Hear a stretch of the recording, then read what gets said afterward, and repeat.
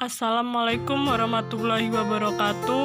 Perkenalkan, nama saya Eva Novenia, NPM 1804040035, jurusan Ekonomi Syariah kelas G semester 5. Di sini saya akan menjelaskan tentang laporan keuangan sederhana UMKM. Apa itu yang dikatakan dengan laporan keuangan? Secara umum, laporan keuangan adalah berkas yang berisi pencatatan uang.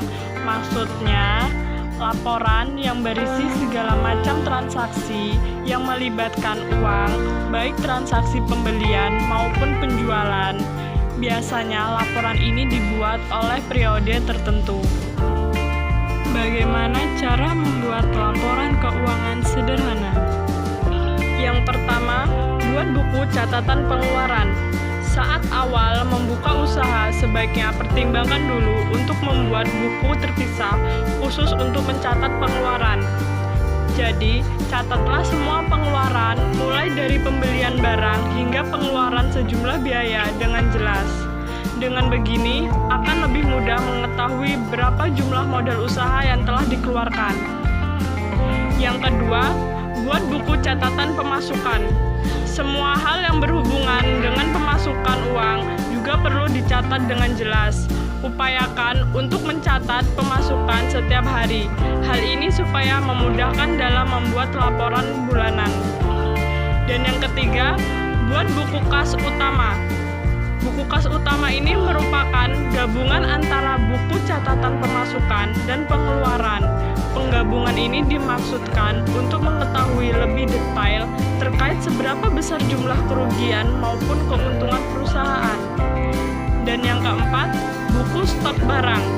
Buku stok barang ini juga dipakai untuk memonitor jumlah persediaan barang yang dimiliki perusahaan.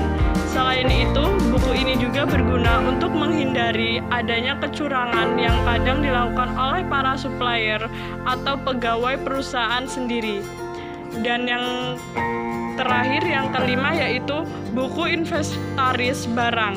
Buku ini digunakan untuk mencatat semua barang yang dimiliki perusahaan. Selain itu, buku ini pun dapat berfungsi supaya aset perusahaan tetap terkendali.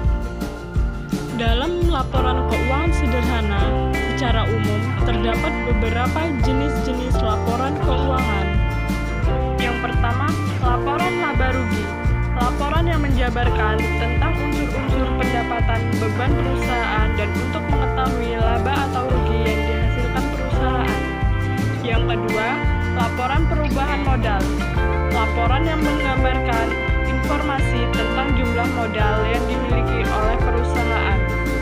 Yang ketiga, laporan neraca.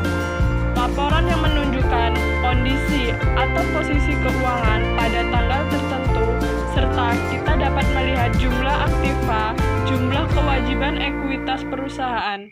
Dan yang terakhir, yang keempat, laporan arus kas. Laporan yang digunakan untuk menunjukkan aliran masuk dan keluar kas perusahaan pada suatu periode.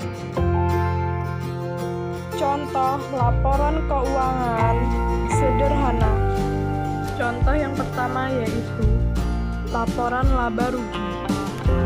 Contoh yang kedua, laporan perubahan modal. Contoh yang ketiga, laporan neraca. Contoh yang keempat, laporan arus kas. Mungkin itu saja materi yang bisa saya sampaikan. Kurang dan lebihnya saya mohon maaf. Saya akhiri.